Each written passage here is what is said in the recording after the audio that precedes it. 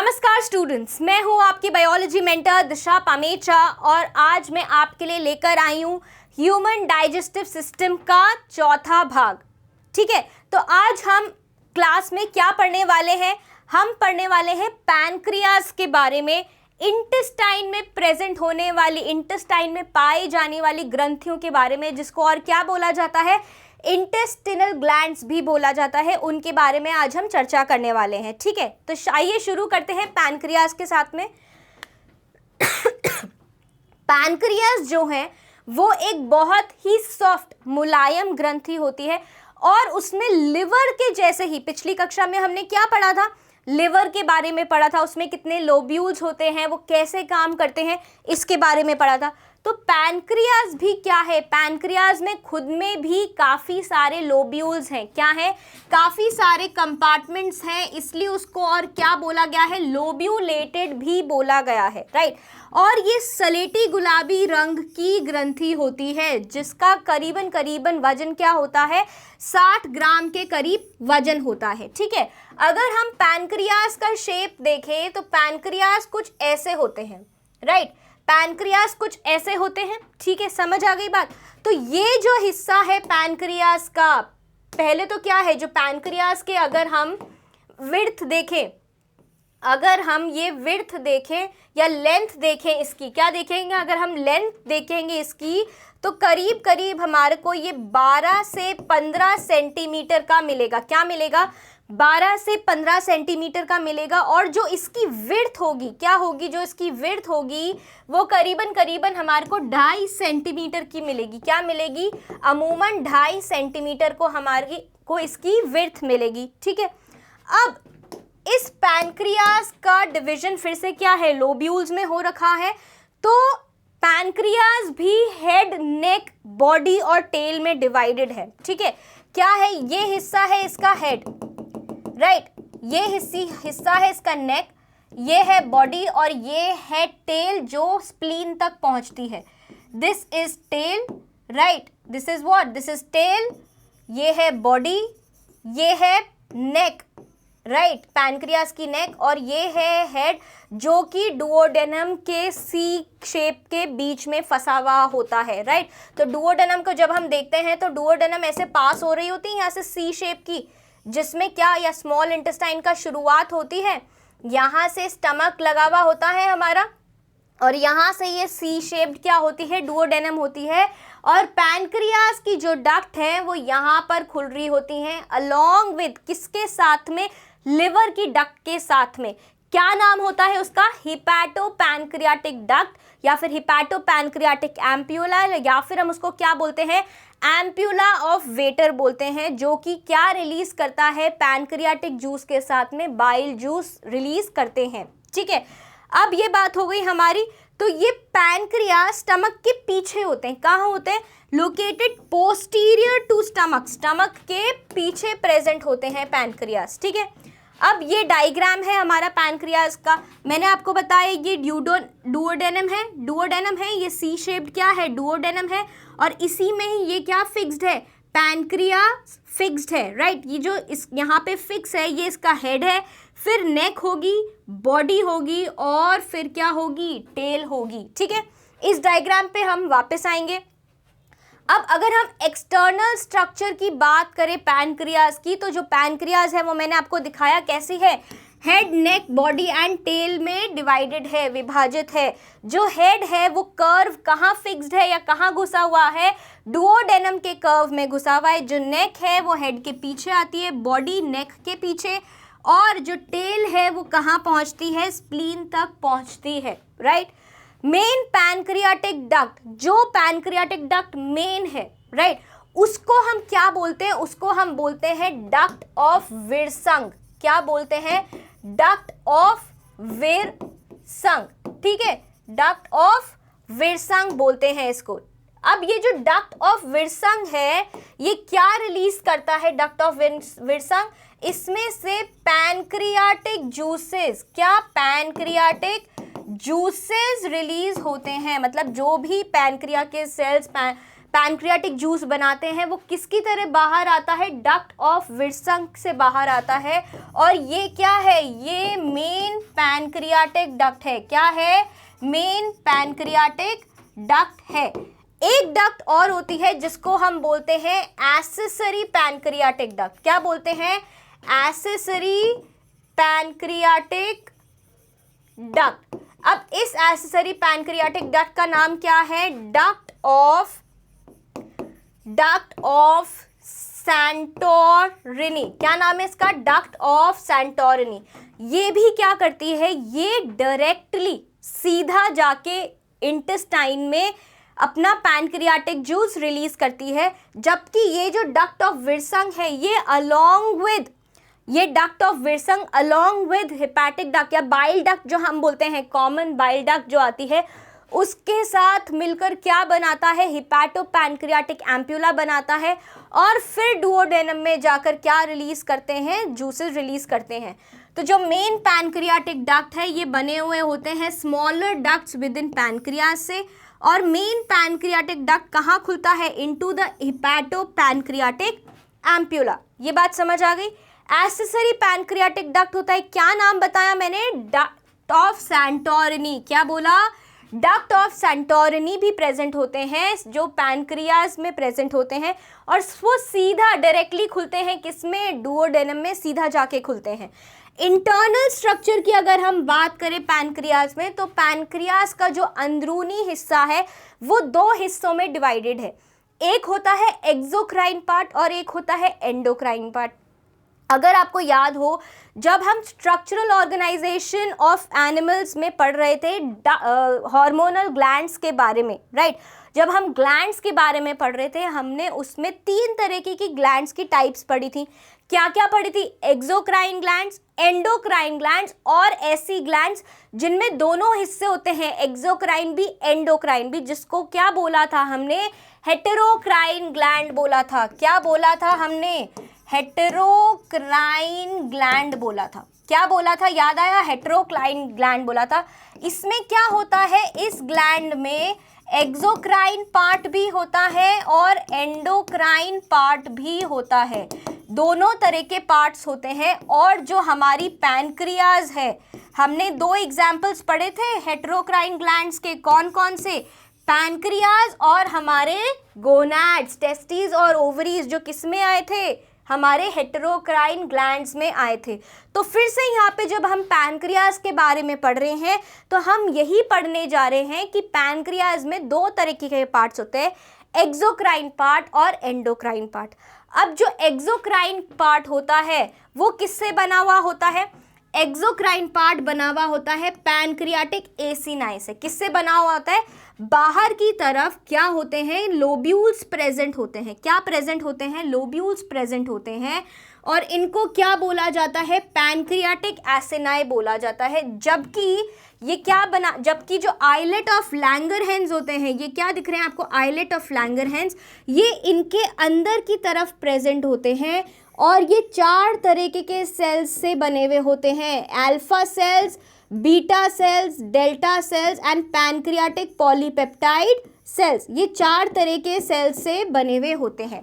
जो pancreatic acini है, इसके साथ में जब हम पैनक्रियाटिक डक्ट को भी लगा देते हैं तो ये वाला पार्ट हमारा बनता है, कौन सा पार्ट, एक्सोक्राइन पार्ट। क्या बनाता है, ये एक्सोक्राइन पार्ट बनाता है। जबकि आइलेट ऑफ लैंगरहैंस क्या बनाता है, हमारा एंडोक्राइन पार्ट बनाता है। क्या बनाता है, एंडोक्राइन पार्ट बनाता है, जो कि क्या रिलीज करते हैं, हॉर्मोन्स रिलीज करते हैं, जैसे कि ग्लूकागॉन, इंसुलिन, सोमैटोस्टैटिन, और क्या रिलीज करते हैं, पैनक्रियाटिक पॉलीपेप्टाइड्स भी सिक्रीट करते हैं। इतनी बात समझ आ रही है, ठीक है। अब हम देख लेते हैं हमारा एक्सोक्राइन पार्ट। तो जो एक्सोक्राइन पार्ट है पैनक्रियास का, उनमें क्या है, राउंडेड लोब्यूल्स हैं, जिनको हमने क्या बोला था, पैनक्रियाटिक एसिनाई। ये बोला है पैनक्रियाटिक एसिनाई। तो जो ये राउंडेड लोब्यूल्स आपको दिख रहे हैं ये क्या है, पैनक्रियाटिक एसिनाई है। ये क्या सिक्रीट करते हैं, एल्कलाइन पैनक्रियाटिक जूस सिक्रीट करते हैं। इनका काम क्या है, एक्सोक्राइन पार्ट ऑफ पैनक्रियास का काम क्या है कि वो पैनक्रियाटिक जूस सिक्रीट करेंगे। क्या सिक्रीट करेंगे, जो पैनक्रियाटिक जूस है वो सिक्रीट करेंगे। अब ये जो पैनक्रियाटिक जूस है इसका नेचर कैसा होता है, एल्कलाइन होता है, मतलब इसका जो पीएच है वो करीबन 8.4 के रेंज में आता है। ठीक है, अगर एक दिन की बात करें तो ये कम से कम 500 से 800 ml प्रतिदिन बनता है और हमारी बॉडी में सिक्रीट होता है। ठीक है, कितना, 500 से 800 ml हर रोज बनता है, राइट। पैनक्रियाटिक जूस को कौन कैरी करता है, मेन पैनक्रियाटिक डक्ट कैरी करती है। किसके थ्रू, हिपैटो पैनक्रियाटिक एम्प्यूला के थ्रू। साथ ही में जो डक्ट ऑफ सेंटोरनी है, सेंटोरनी जो डक्ट है वो भी एसेसरी पैनक्रियाटिक डक्ट है, वो भी पैनक्रियाटिक जूस को कंडक्ट करती है, लेकिन वो डुओडेनम में उसको डायरेक्टली डालती है, किसी और डक्ट से मिलती जुलती नहीं है। ठीक है, पैनक्रियाटिक जूस का अगर हम कॉम्पोजिशन देखें, अगर हम देखें कि पैनक्रियाटिक जूस, जो पैनक्रियाटिक जूस होता है उसमें क्या क्या चीज़ें होती हैं। सबसे पहले तो अगर हम देखें तो उसमें सोडियम बाइकार्बोनेट के आयंस होते हैं। क्या होते हैं, सोडियम बाइकार्बोनेट के आयंस होते हैं। साथ ही में उनमें कुछ इनएक्टिव एंजाइम्स होते हैं। कौन से एंजाइम्स होते हैं, ट्रिप्सिनोजेन, राइट, ये प्रोटीन्स को डाइजेस्ट करने में मदद करते हैं। काइमोट्रिप्सिनोजेन, और कौन सा होता है, काइमोट्रिप्सिनोजेन। ठीक है, और एक एंजाइम यहाँ पे और होता है प्रोकार्बोक्सी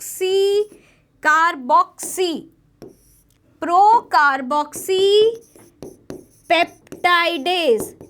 क्या है ये, पेप्टाइडेज, प्रोकार्बोक्सी पेप्टाइडेज है। ठीक है, ये क्या है, NaHCO3 तो क्या करता है, जो काइम में, जो काइम जो है वो कैसा है, HCl से मिला हुआ है, तो इसकी एसिडिटी को न्यूट्रलाइज करने का काम, इसकी काइम की, जो खाना स्टमक से आ रहा है, काइम जो आ रहा है, एसिडिटी को न्यूट्रलाइज करने का काम किसका है, सोडियम बाइकार्बोनेट के आयंस का है। और उस खाने में जो प्रोटीन्स हैं वो कौन डाइजेस्ट करेंगे, ट्रिप्सिनोजेन, काइमोट्रिप्सिनोजेन और प्रोकार्बोक्सी पेप्टाइडेज करेंगे। साथ ही में पैनक्रियाटिक जूस में कुछ और एंजाइम्स भी होते हैं, जैसे कि elastase, pancreatic alpha amylase, DNAs, RNase and pancreatic lipase. ये एंजाइम्स भी पैनक्रियाटिक जूसेस में प्रेजेंट होते हैं। जो इलास्टेज होता है वो इलास्टिन को डाइजेस्ट करने में मदद करता है।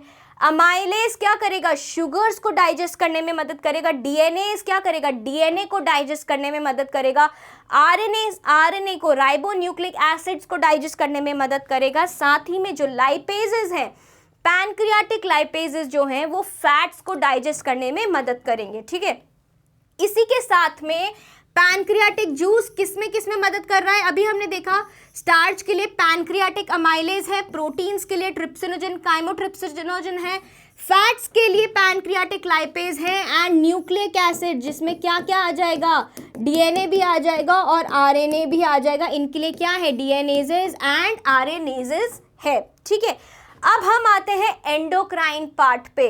अब जो एंडोक्राइन पार्ट है ये 4 तरीके के सेल्स से बना हुआ है। हमने पढ़ा, क्या पढ़ा हमने, कि जो आइलेट ऑफ लैंगरहैंस है, क्या है, एंडोक्राइन पार्ट किससे बना हुआ है, एंडोक्राइन पार्ट बना हुआ है आइलेट ऑफ लैंगरहैंस से। ठीक है, the endocrine part of pancreas consist of groups of islet of Langerhans, right.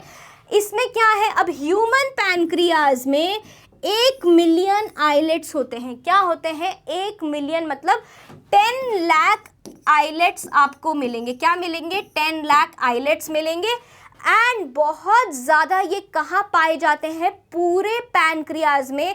जो आइलेट ऑफ लैंगरहैंस होते हैं वो आपको टेल वाली रीजन में सबसे ज़्यादा मिलेंगे। कहाँ मिलेंगे, टेल ऑफ पैनक्रियाज में सबसे ज़्यादा मिलेंगे। अब हर आइलेट में हर एक आइलेट में आपको क्या मिलेंगे, 4 तरीके के सेल्स मिलेंगे। 4 तरीके की कौन से सेल्स हमने पढ़े हैं? हमने पढ़े हैं अल्फा सेल्स। हमने क्या पढ़े हैं? अल्फा सेल्स, जो कि कहाँ प्रेजेंट होंगे? जो कि आइलेट के, जो आइलेट बन रहा है, ठीक है। अगर हम पीछे डायग्राम पे जाते हैं एक बार, तो अगर हम आइलेट को देखें तो ये क्या है? ये है हमारा आइलेट ऑफ लैंगरहैंस। क्या है ये? Islet of Langerhans. अब इसकी जो बाहर की सरफेस है, जो आउटर पेरिफेरी है, जो क्या है? आउटर पेरिफेरी है, उस पर क्या प्रेजेंट है? अल्फा सेल्स प्रेजेंट है, राइट। अब ये जो अल्फा सेल्स हैं, अल्फा सेल्स के बारे में हम आगे डिस्कस करेंगे। दूसरे तरह के सेल्स कौन से होते हैं? बीटा सेल्स होते हैं। कौन से होते हैं? बीटा सेल्स होते हैं। तीसरे तरीके के सेल्स होते हैं यहाँ पे डेल्टा सेल्स। ये भी कहाँ मिलते हैं? पेरीफेरी पे मिलते हैं आइलेट ऑफ लैंगरहैंस के। और बीटा सेल्स कहाँ मिलते हैं? बीच में मिलते हैं, middle of all the cells, right.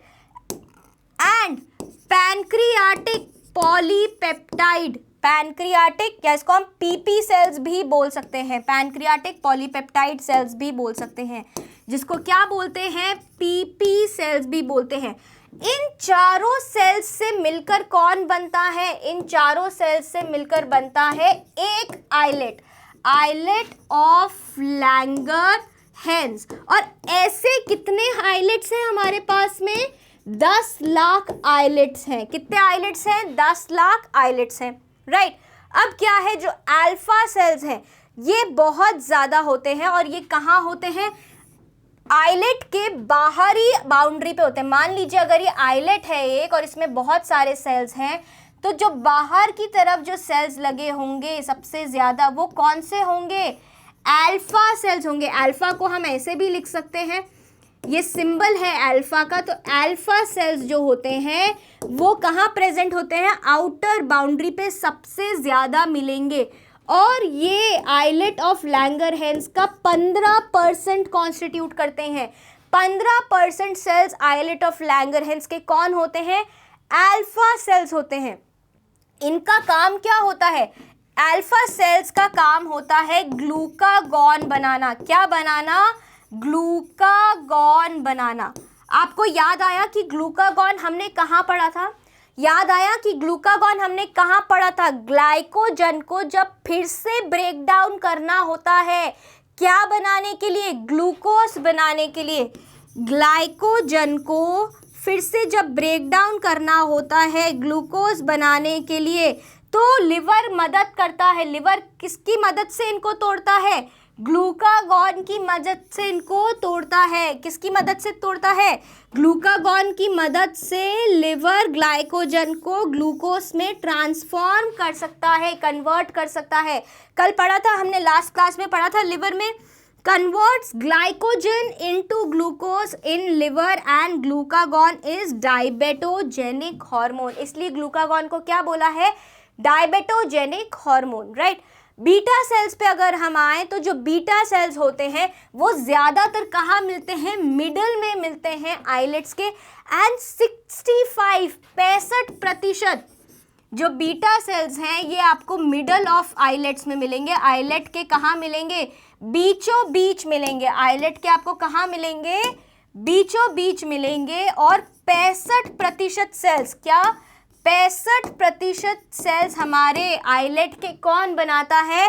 Beta sales बनाते हैं। और बीटा सेल्स कौन सा हार्मोन रिलीज करते हैं? इंसुलिन रिलीज करता है। इंसुलिन का क्या काम पढ़ा था हमने? कि जो लिवर है वो ग्लूकोज को इंसुलिन की मदद से किस में बदल देता है? ग्लाइकोजन में बदल देता है। किस में बदल देता है? ग्लाइकोजन में बदल देता है। So beta cells produce insulin hormone which converts glucose into glycogen in liver and muscle cells। कहाँ लिवर और मसल सेल्स में। अगर इंसुलिन की कमी होने लग जाए या बीटा सेल्स खराब हो जाएं, तो कौन सी बीमारी होती है जिसमें लोग शुगर की दवाई लेते हैं? क्या हम उस दवाई को बोलते हैं? या फिर इंसुलिन लेते हैं, या इंसुलिन के इंजेक्शंस लेते हैं। बोलते हैं ना कि क्या हो गया? मधुमेह हो गया। मतलब क्या हो गया? डायबिटीज मेलिटस हो गया, राइट। क्या हो गया, डायबिटीज मेलिटस हो गया, राइट। अब हम बात करते हैं डेल्टा सेल्स के बारे में। तो बेटा ये डेल्टा सेल, डेल्टा का जो सिंबल है ये कुछ ऐसा होता है, ठीक है।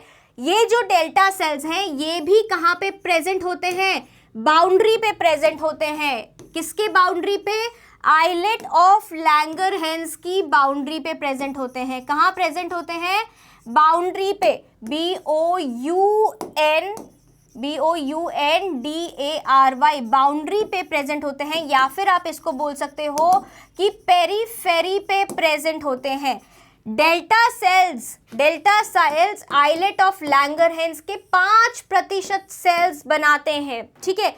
और इनका काम क्या है, ये सिक्रीट क्या करते हैं, ये सोमैटोस्टैटिन सिक्रीट करते हैं। क्या सिक्रीट करते हैं, सोमैटोस्टैटिन सिक्रीट करते हैं। सोमैटोस्टैटिन का काम हमने कहाँ पढ़ा है, और गैस्ट्रिक ग्लैंड्स में भी पढ़ा है कि भाई जो आर्गनटफिन सेल्स होते हैं, याद है आपको, आर्गनटफिन सेल्स होते हैं, वो भी क्या सिक्रीट करते थे, सोमैटोस्टैटिन सिक्रीट करते थे, और वो ग्लैंड्स को रोकते थे कि किसी भी प्रकार का हार्मोन सिक्रीट नहीं करे। कहाँ पे होते हैं, गैस्ट्रिक ग्लैंड्स में होते हैं आर्गनटफिन सेल्स, राइट। तो यहाँ पे भी इनका यही काम है। तो ये जो सेल्स हैं ये found towards the periphery of islets and constitute 5% of islet of Langerhans.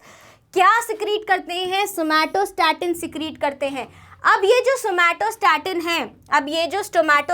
है, इसका काम क्या है पैनक्रियाटिक जूस में, तो इसका काम ये है कि जो सोमैटोस्टैटिन है वो ब्लॉक करता है, किसको ब्लॉक करता है, हमारे अल्फा सेल्स को। किसको करता है, अल्फा सेल्स को बोलता है कि ग्लूकागॉन सिक्रीट करना रोक दो, और किसको बोलता है, बीटा सेल्स को बोलता है कि इंसुलिन को सिक्रीट करना रोक दो, इनके सिक्रीशन को सप्रेस कर देता है, रोक देता है। inhibits the secretion of glucagon by alpha cells and secretion of insulin by beta cells।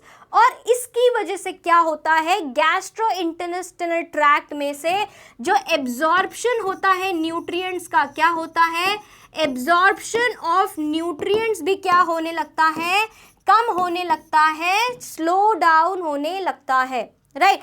अब सोमैटोस्टैटिन की अगर हम बात करें तो सोमैटोस्टैटिन और किससे सिक्रीट होता है, आर्गनटफिन सेल्स ऑफ गैस्ट्रिक सेल्स, ये अभी बताया मैंने आपको। और जब हम आगे इंटेस्टिनल ग्लैंड्स पढ़ेंगे तो वहाँ पे भी आपको सोमैटोस्टैटिन सिक्रीट होता हुआ नजर आएगा।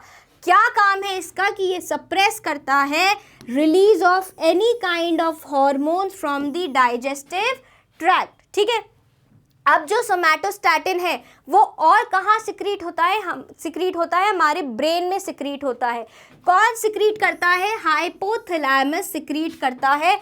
ब्रेन में इसका क्या काम है, वही सप्रेशन का काम होगा कि जो भाई सोमैटोट्रोपिन है, ग्रोथ हार्मोन है, उसके सिक्रीशन को सप्रेस कर दो, इनहिबिट कर दो, राइट। तो यही काम इसका कहाँ होता है, ब्रेन में, कि इनहिबिट कर दो release of growth hormone. That is why it is also called growth inhibitory hormone. इसलिए सोमैटोस्टैटिन को और क्या बोला जाता है, सोमैटोस्टैटिन ग्रोथ इनहिबिटरी हार्मोन। क्यों बोला जाता है ग्रोथ इनहिबिटरी हार्मोन, क्योंकि अगर इसने ग्रोथ हार्मोन के ही सिक्रीशन को रोक दिया तो जब ग्रोथ हार्मोन सिक्रीट ही नहीं होएगा तो क्या आपकी ग्रोथ होएगी, क्या आपकी शारीरिक ग्रोथ होएगी, नहीं होएगी, ठीक है। अब हम आ जाते हैं पैनक्रियाटिक पॉलीपेप्टाइड सेल्स पे, जिसको हमने और क्या बोला था, पीपी सेल्स बोला था, ठीक है। ये क्या है, ये भी सेल्स हैं जो कि आइलेट ऑफ लैंगरहैंस बनाते हैं, एंड ये सेल्स भी कितना प्रतिशत बनाते हैं, 15% बनाते हैं। कितना प्रतिशत बनाते हैं, 15% बनाते हैं। और ये क्या सिक्रीट करते हैं, पैनक्रियाटिक पॉलीपेप्टाइड सिक्रीट करते हैं। अब इस पैनक्रियाटिक पॉलीपेप्टाइड का क्या बनाते हैं, ये pancreatic polypeptide cells pancreatic polypeptides बनाते हैं। और ये पैनक्रियाटिक पॉलीपेप्टाइड्स क्या बोलते हैं, ये बोलते हैं कि पैनक्रियाज तुम पैनक्रियाटिक जूस रिलीज करना बंद कर दो। क्या करो, पैनक्रियाटिक जूस जो है क्या है, पैनक्रियाटिक जूस जो है उसको रिलीज करना बंद कर दो, पैनक्रियाटिक जूस को रिलीज करना बंद कर दो। ठीक है, तो इनका मेन काम क्या है? इनहिबिट करना रिलीज ऑफ पैनक्रियाटिक जूस। ठीक है, अब जो पैनक्रियाज है वो दो तरीके का फंक्शन कर रही हैं। एक सिक्रीशन कर रही है पैनक्रियाटिक जूस का, जिसमें बहुत सारे डाइजेस्टिव एंजाइम्स होते हैं। हमने पढ़े थे कितने सारे तरह के एंजाइम्स होते हैं, elastase, pancreatic amylase, pancreatic lipase, DNAs, RNase. साथ ही में क्या होते हैं? सोडियम बाइकार्बोनेट के आयन। साथ साथ बोलते जाओ मेरे, रिवाइज होता जाएगा। और हमने क्या पढ़ा? काइमोट्रिप्सिनोजेन, ट्रिप्सिनोजेन, ये सारी चीजें हमने पढ़ी। ठीक है, और क्या है? प्रोडक्शन ऑफ हार्मोन्स भी करता है, हार्मोन्स भी प्रोड्यूस करता है। 3 तरह के हार्मोन्स हमने पढ़े, glucagon, insulin and somatostatin. Right, अब हम बात करेंगे, ये क्या था हमारा अभी तक का? पैनक्रियाज था। अब हम बात करेंगे कि हमारी आंतों में कौन सी ग्रंथियां प्रेजेंट हैं।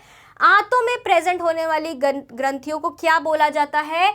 इंटेस्टिनल ग्लैंड्स बोला जाता है। ठीक है, अब जो हमारी गैस्ट्रिक ग्लैंड्स बन रही थी वो किससे बन रही थी? गैस्ट्रिक एपिथेलियम से बन रही थी। म्यूकोसा की गैस्ट्रिक एपिथेलियम जो थी उससे ही हमारी क्या बन रही थी? गैस्ट्रिक ग्लैंड्स बन रही थी। तो जायज़ सी बात है, जो सरफेस एपिथेलियम यहाँ पे इंटेस्टाइन्स में प्रेजेंट होगी वही क्या बनाएगी? इंटेस्टिनल ग्लैंड्स बनाएगी। 2 तरह की ग्लैंड्स होती हैं, एक होती है क्रिप्ट्स ऑफ लिबर्कन और एक होती है ब्रनर्स ग्लैंड। ठीक है, crypts of लिबर्कन and Brunner's gland 2 तरीके की ग्लैंड्स होती हैं। अब हमने क्या बोला था कि इंटेस्टाइन में क्या प्रेजेंट होती है? ऐसे विलाय प्रेजेंट होती है। क्या प्रेजेंट होती है? विलाय प्रेजेंट होती है। अब इस विलाय के यहाँ पे ये जो वैली रीजन है, ये क्या है? जो वैली रीजन है, इस वैली रीजन में क्या प्रेजेंट होंगे? इसको हम बोलेंगे क्रिप्ट। क्या बोलेंगे? क्रिप्ट्स ऑफ लिबर्कन बोलेंगे। यहाँ पे हमारे सारे क्या प्रेजेंट होंगे? क्रिप्ट्स ऑफ लिबर्कन में आने वाले सारे इंटेस्टिनल ग्लैंड्स प्रेजेंट होंगे। जैसे कि यहाँ पे हमें मिलेंगे गॉबलेट सेल्स मिलेंगे, यहाँ पे हमें क्या मिलेंगे? पेनिथ सेल्स हमें मिलेंगे। ठीक है, ये सारे ग्लैंड्स हमें कहाँ मिलेंगे या सेल्स कहाँ मिलेंगे? क्रिप्ट्स ऑफ लिबर्कन में मिलेंगे। ठीक है, अब क्रिप्ट्स ऑफ लिबर्कन क्या है? सिंपल है, ट्यूब्यूलर स्ट्रक्चर्स हैं एंड पूरी स्मॉल इंटेस्टाइन में विलाय के बीच बीच में मिलती है। ये 2 क्या है? विलाय है। क्या है? ये 2 विलाय है और इन विलाय के बीच में क्या मिल रहा है? क्रिप्ट्स ऑफ लिबर्कन हमारे को मिलेगा। ये क्या करते हैं? सिक्रीट करते हैं डाइजेस्टिव एंजाइम्स और म्यूकस। सो गॉबलेट सेल्स का क्या काम है? म्यूकस सिक्रीट करना। क्या सिक्रीट करना? म्यूकस सिक्रीट करने का काम है। तो म्यूकस कौन सिक्रीट कर रहा है? गॉबलेट सेल सिक्रीट कर रहे हैं। साथ ही में म्यूकस के पानी और इलेक्ट्रोलाइट्स जो आयंस होते हैं वो कौन सिक्रीट करता है? एंटेरोसाइट्स सिक्रीट करते हैं। तो यहाँ पे गॉबलेट सेल्स, पेनिथ सेल्स के साथ में एक और कौन से सेल्स हैं?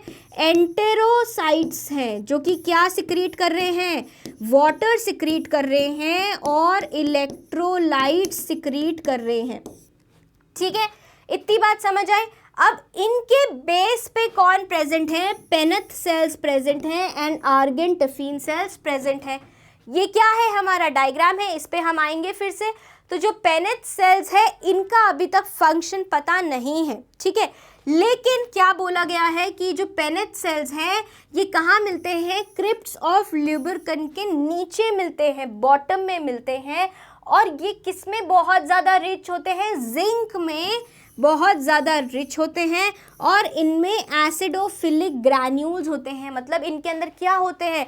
कुछ ऐसे ग्रैन्यूल्स होते हैं जिनका नेचर कैसा होता है? एसिडिक नेचर होता है। ठीक है, अब एसिडिक नेचर है तो इनका काम क्या होएगा?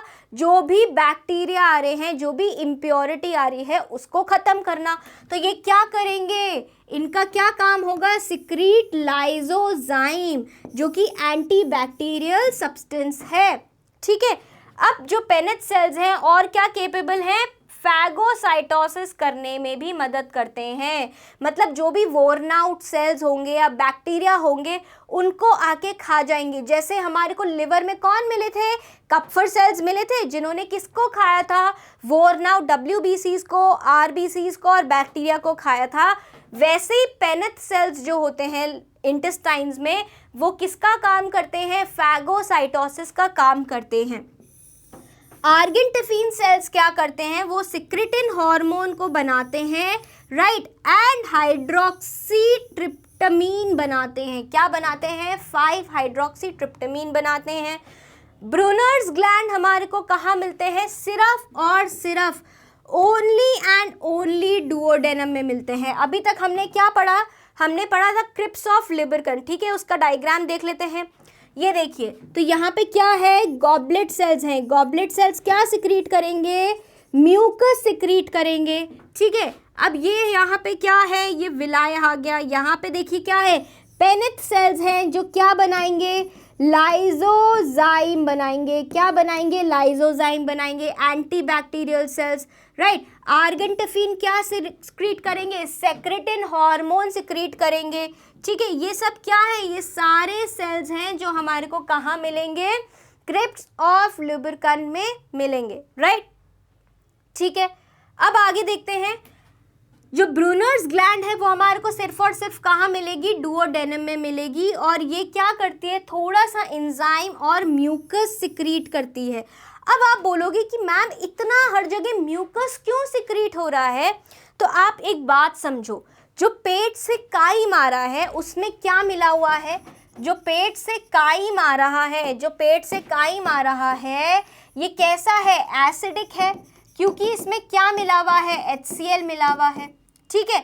अब एक तरफ तो जो Na सोडियम बाइकार्बोनेट आयंस हैं, जो क्या है, सोडियम बाइकार्बोनेट के आयंस हैं, वो तो न्यूट्रलाइज करने में मदद करेंगे ही करेंगे, लेकिन साथ ही में ये क्या है, सोडियम बाइकार्बोनेट के आयंस। तो इसको कैसे लिखेंगे, सोडियम बाय, यहाँ पे NaHCO3, ठीक है, सोडियम बाइकार्बोनेट के आयंस हैं। अब ये क्या कर रहे हैं, इस एसिड को न्यूट्रलाइज करने में तो मदद कर ही रहे हैं, लेकिन जब ये एसिडिक काइम आएगा तो क्या करेगा, आपकी जो इंटेस्टाइन की वॉल्स हैं, क्या है, जो इंटेस्टाइन की वॉल्स हैं वो क्या कर सकती हैं, डाइजेस्ट हो सकती हैं, गल सकती हैं। इस गलने से बचाने के लिए क्या सिक्रीट करना पड़ता है, म्यूकस सिक्रीट करना पड़ता है। साथ ही में खाना ताकि इंटेस्टाइन में आराम से बिना किसी घर्षण के जाए, इसलिए भी म्यूकस सिक्रीट होता है। सो म्यूकस क्या करता है, प्रोटेक्ट करता है ड्यूडेनम की वॉल को from getting digested, right, and digestion of most of the nutrients take place in the duodenum under the action of various enzymes, क्योंकि लिवर का भी सिक्रीशन वहीं हो रहा है, हेपाटोपैनक्रियाटिक एम्पुला से, पैनक्रियाटिक जूसेस का भी वहीं सिक्रीशन हो रहा है। तो ज़्यादातर क्या हो रहा है, एंजाइम्स का डाइजेशन कहाँ हो रहा है, ड्यूडेनम में हो रहा है। जो ब्रूनर्स ग्लैंड है वो कहाँ खुलती हैं, क्रिप्स ऑफ लिबरकन में खुलती हैं। और जो सिक्रीशन है इंटेस्टिनल ग्लैंड्स का, उसको क्या बोलेंगे, इंटेस्टिनल जूसेस बोलेंगे। क्या बोलेंगे, इंटेस्टिनल जूसेस बोलेंगे। और क्या बोल सकते हैं, सकस एंट्रिकस भी बोल सकते हैं। और इसका pH कितना होता है, 7.8 होता है। कितना pH हो सकता है, 7.8 हो सकता है। और ये 2 लीटर से 3 लीटर या फिर 2000 ml से 3000 ml पर डे सिक्रीट किया जाता है, पर डे सिक्रीट होता है इंटेस्टाइन्स में।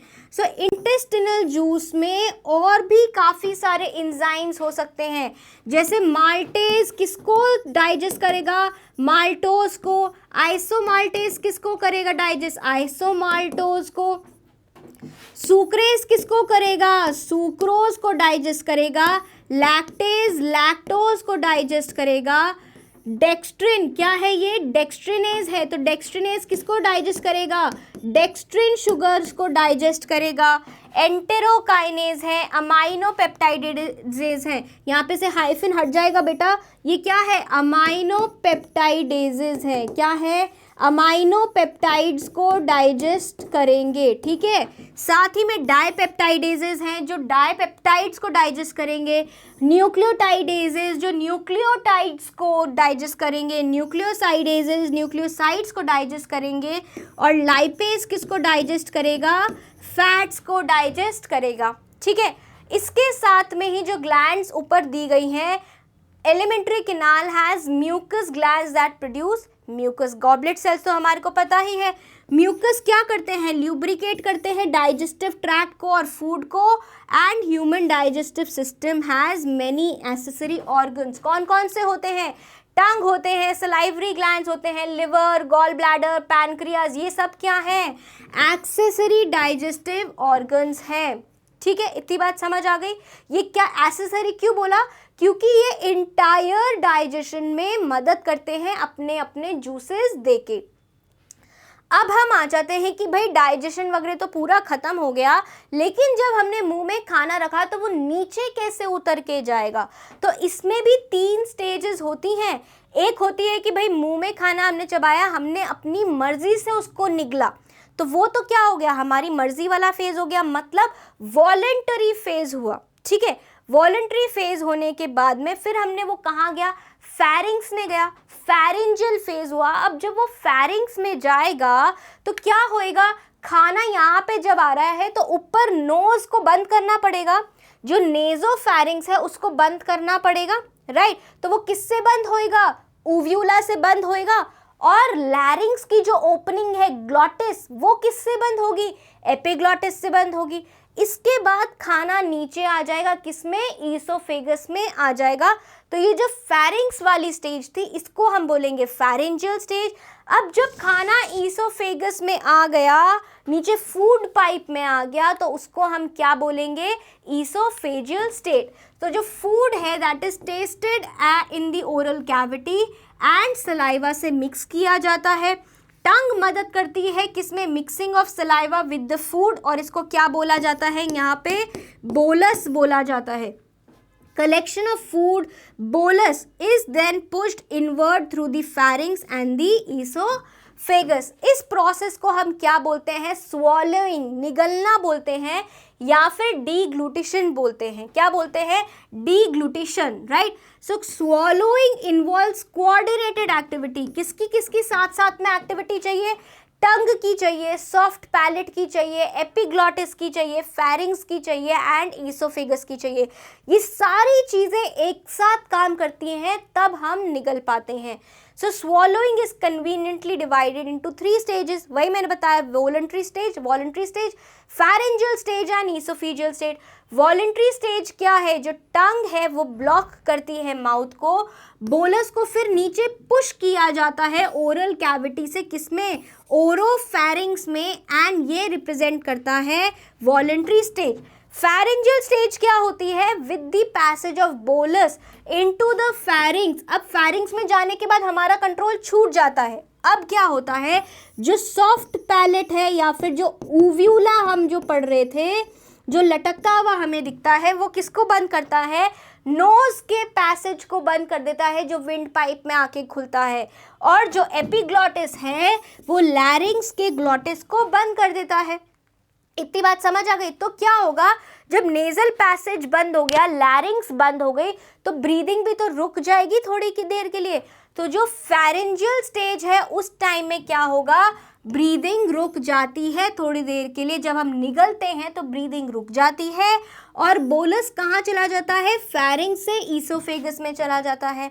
अब जब ईसोफेजियल स्टेट में चला जाता है तो ये भी क्या है, इनवॉलंटरी स्टेज है, क्योंकि यहाँ से जैसे वो जा रहा है हम इसको कंट्रोल तो नहीं कर सकते। तो बोलस जो है वो लैरिंजोफेरिंग से पास होकर ईसोफेगस में 1 से 2 सेकंड में पहुँच जाएगा। और अब जो रेस्पिरेटरी पैसेज है जो बंद हुआ था, ग्लॉटिस और ऊपर से नेजल पैसेज, वो दोनों रीओपन हो जाएंगे, खुल जाएंगे और हम सांस लेना दोबारा चालू कर देते हैं। जो निगलने का प्रोसेस है उसको कंट्रोल कौन करता है या रेगुलेट कौन करता है, ब्रेन का मेड्यूला ऑब्लोंगेटा। कौन रेगुलेट करता है, ब्रेन का मेड्यूला ऑब्लोंगेटा। और साथ ही में क्या है यहाँ पे, एक है हमारे पास lower pons of varolii of the brain. तो ये ब्रेन के दो ऑर्गन्स हैं, medulla oblongata and lower pons varolii, किसके? ब्रेन के। ये क्या कंट्रोल करते हैं? स्वॉलोइंग कंट्रोल करते हैं, ठीक है। अब हम आ जाते हैं पेरिस्टाल्सिस पे। तो पेरिस्टाल्सिस का क्या मतलब है कि कैसे ऑल्टरनेट कॉन्ट्रैक्शंस हो रहे हैं, किसमें? सर्कुलर मसल्स में, और कहाँ पे? लॉन्गिट्यूडनल मसल्स में। किसकी? ईसोफेगस में, जिससे कि खाना नीचे मूव हो रहा है और हमारे स्टमक में पहुंच रहा है। सो ईसोफेजियल फेज के स्वॉलोइंग के बाद food is push through oesophagus by involuntary muscular movements called peristalsis, ठीक है। अब जो पेरिस्टाल्सिस है वो क्या है? इनवॉलंटरी कॉन्ट्रैक्शन है, हमारे बस में नहीं है। अब क्या होगा? जो हमारा जो क्या आया, बोलस आया, मान लीजिए ये क्या है? ये बोलस है यहाँ पे, और यहाँ पे क्या है? ये बोलस जब है तो यहाँ की जो सर्कुलर मसल्स होंगी, ये बोलस है, मान लीजिए ये क्या है? हमारा बोलस है, ठीक है, फूड विथ सलाइबा। अब यहाँ पे क्या होएगा? कॉन्ट्रैक्शन होएगा, किसका?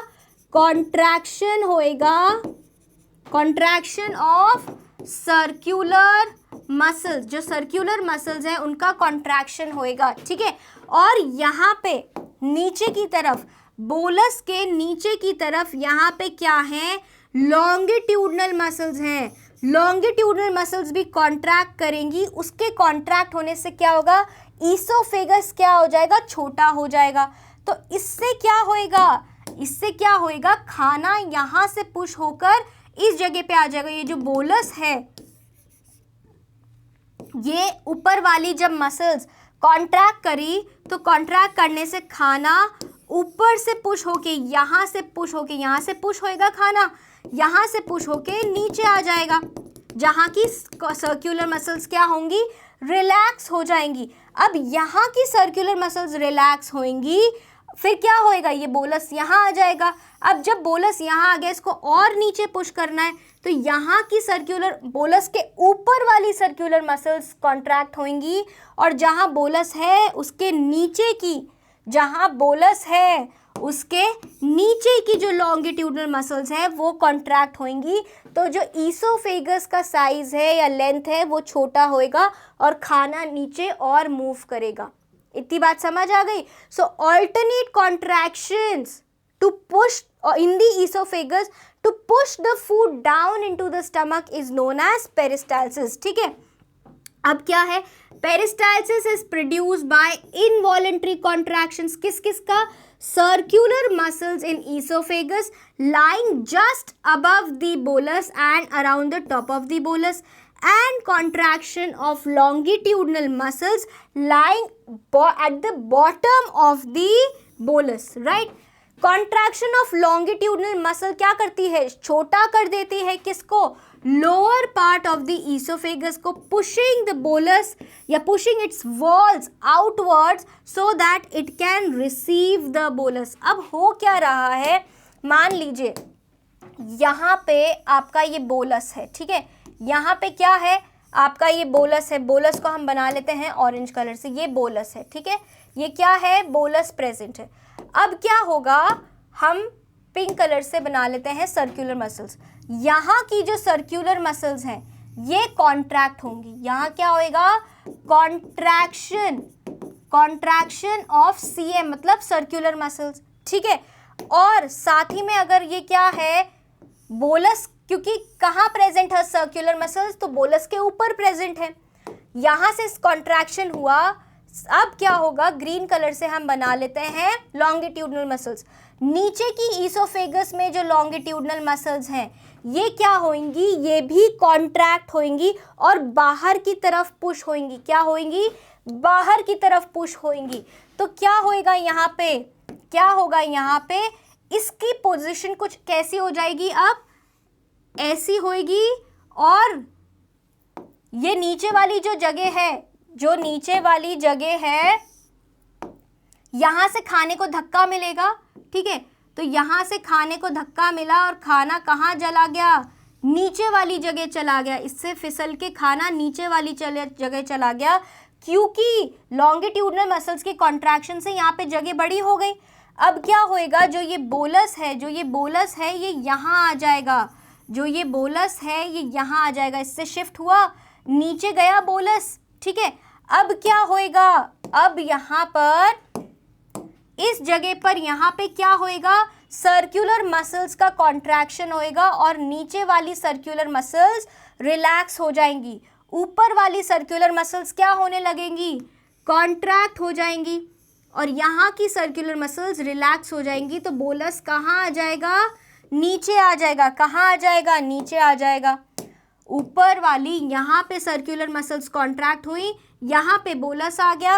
अब इसके नीचे वाली मसल्स क्या होंगी, यहाँ वाली मसल्स क्या होंगी, रिलैक्स होंगी। लॉन्गिट्यूडनल मसल्स यहाँ वाली क्या होंगी, कॉन्ट्रैक्ट होंगी। तो ये जगह भी अब इनलार्ज होगी, ठीक है, ये जगह भी इनलार्ज होगी। तो बोलस यहाँ से फिर से नीचे पुश किया जाएगा। तो ये ऐसे क्या होएगा, साइमल्टेनियसली, मतलब साथ साथ लॉन्गिट्यूडनल मसल्स का और सर्कुलर मसल्स का जब कॉन्ट्रैक्शन होएगा तब खाना नीचे मूव करेगा एलिमेंट्री कैनाल में। After this circular muscles of the oesophagus relax, और इसके बाद क्या होता है, सर्कुलर मसल्स रिलैक्स हो जाती हैं। जो कॉन्ट्रैक्शंस हैं उनको बार बार होना पड़ता है। क्या होएगा, जो कॉन्ट्रैक्शंस हैं उनको बार बार होना पड़ता है, जिससे कि जो खाना है, जो क्या है, बोलस है या फिर स्टमक से बाद पास होने के बाद में जो क्या है, काइम है, वो नीचे मूव करता जाए further into the alimentary canal. Contractions are repeated in a wave that moves down the esophagus, pushing the food through the stomach. There is least peristaltic movement in the rectum of the human being. सबसे कम कहाँ होता है peristaltic movement, rectum में होता है, ठीक है। इतनी बात आपको समझ आ गई। तो बेटा यहाँ पे हमारी जो सारी ग्लैंड्स थी वो कंप्लीट होती हैं, साथ ही में हमने स्वॉलोइंग या फिर डिग्लूटेशन या फिर हमने जो पढ़ा कि कैसे निगला जाता है खाना वो पढ़ा, साथ ही में हमने ये भी पढ़ा कि खाने को आगे एलिमेंट्री कैनाल में कैसे पुश किया जाता है, from oesophagus to stomach to small intestine to large intestine to rectum. और रेक्टम में सबसे कम, ये आप मार्क कर लेंगे पॉइंट, ये क्या है, इंपॉर्टेंट पॉइंट है। तो रेक्टम में सबसे लीस्ट पेरिस्टाल्टिक मूवमेंट होता है, ठीक है। जो कॉन्ट्रैक्शन और रिलैक्सेशन होते हैं सर्कुलर मसल्स और लॉन्गिट्यूडनल मसल्स के, वो बहुत ही कम होते हैं। इतनी बात समझ आ गई। तो बेटा इसके साथ में हमारा पूरा जो डाइजेशन था, वो जो डाइजेशन का प्रोसेस था वो कंप्लीट हो गया। लेकिन अब हम पढ़ेंगे क्या, डाइजेशन ऑफ न्यूट्रिएंट्स, जो हम पढ़ेंगे कि कैसे कार्बोहाइड्रेट का डाइजेशन होता है, किस एंजाइम से प्रोटीन्स का डाइजेशन, फैट्स का डाइजेशन, न्यूक्लियोटाइड्स का डाइजेशन, इन सब चीज़ों के बारे में हम पढ़ेंगे नेक्स्ट क्लास में, अगली कक्षा में हम मिलेंगे नेक्स्ट क्लास में। तब तक के लिए बाय बाय।